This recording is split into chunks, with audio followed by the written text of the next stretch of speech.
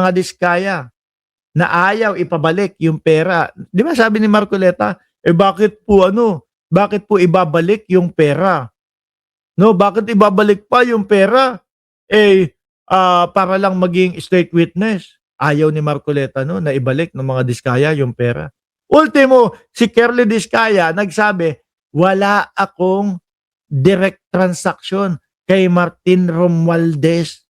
At pawang mga sabi-sabi o sinasabi lang na kay Martin Romualdez yung mga pera na iyon.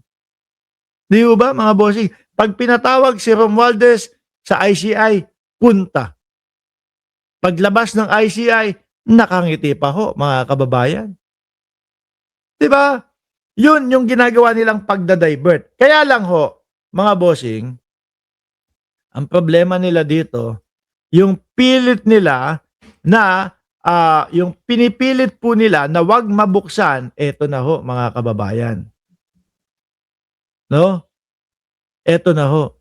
Granted ang subpoena para sa BP Sara, mga bossing. Ano daw po yung granted, mga kababayan, mga boss Chipamo, sir? Malulungkot na naman ang mga DDS dito. Ewan ko ha, baliktad yung utak ng mga DDS. Bakit to, mga bossing? Biruin mo, mga boss, no? Kung ikaw ay totoong supporter ng mga Duterte, para maipagtanggol mo siya, kailangan mong malaman lahat. Para maipagtanggol mo yung mga kapatid, kailangan mong malaman lahat. Para maipagtanggol mo ang vice-presidente, kailangan malaman mo lahat. Para kapag kayong may mga ganitong mga vloggers, ikaw makakasabat ka, makakasagot ka. Makokontra mo yung sinasabi ni Mark Ramos. O Mark, hindi. Ito, ganito, ganyan yan. Di mo ba? Pero hindi. Ultimo ho, yung mga supporter nila, kumukontra na mabuksan po, mga kababayan.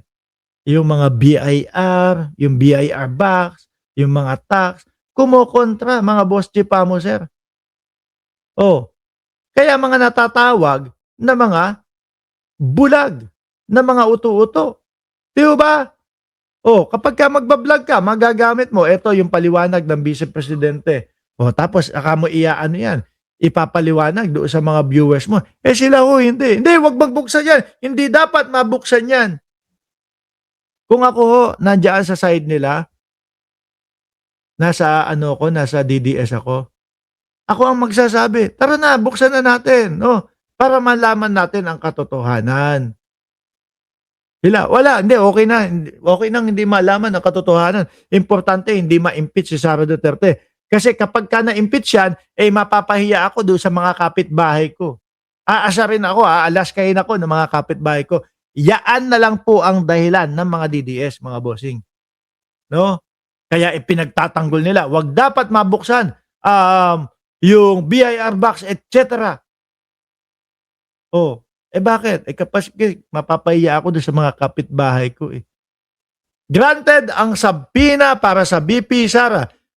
Pinayagan ng Senate Impeachment Court ang mosyon ng prosekusyon, na ipasubpoena ang financial records ni Vice President Sara Duterte at asawang si Mans Carpio kaugnay sa alegasyon ng unexplained wealth sa ilalim ng Article 2, of Article of Impeachment, mga kababayan. Sabi dito, ayan, 6.7 billion.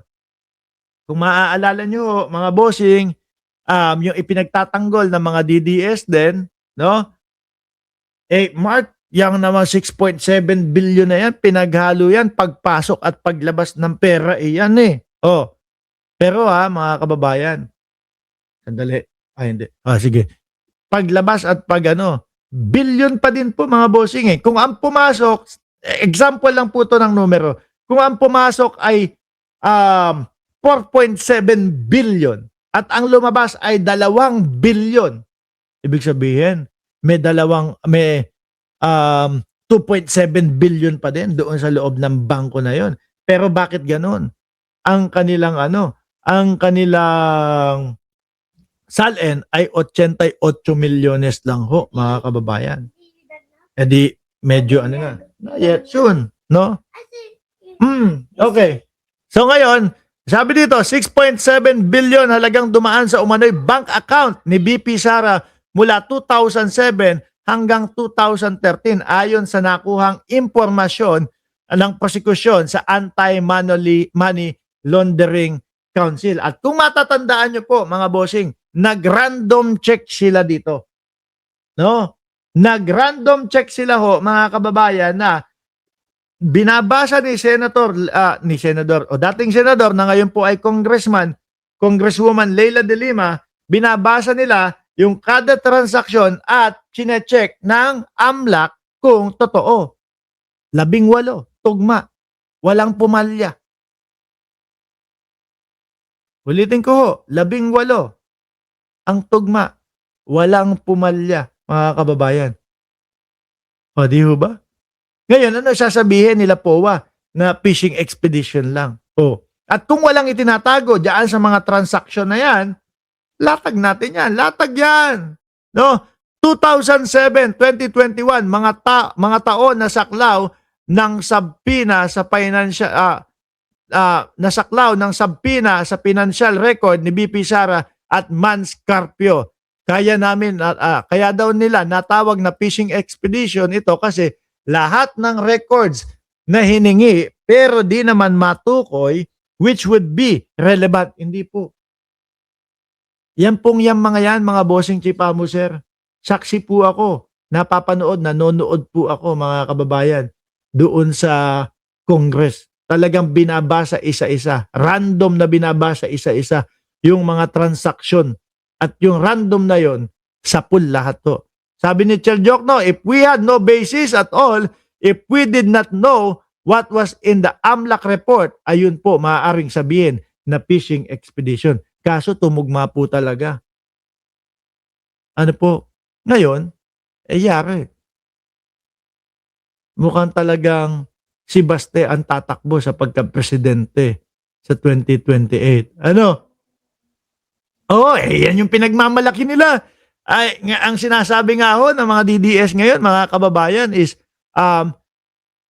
ini-impeach nyo si Sara Duterte. Nagkakamali naman kayo. Si Baste Duterte ang patatakbuhin natin. Ang patatakbuhin daw ho nila. Tapos bigla kang makakakita, si Baste, no? Ulo lang. Nakaganyan. Ulo lang ni Bongbong Marcos. Ang hirap. Sandali lang. I-stretch ko muna yung ano ko. Yung panga ko. Sabi ni Baste, ulo lang ni Wag na nga. Ulo lang daw ni Bongbong Marcos ang kailangan natin.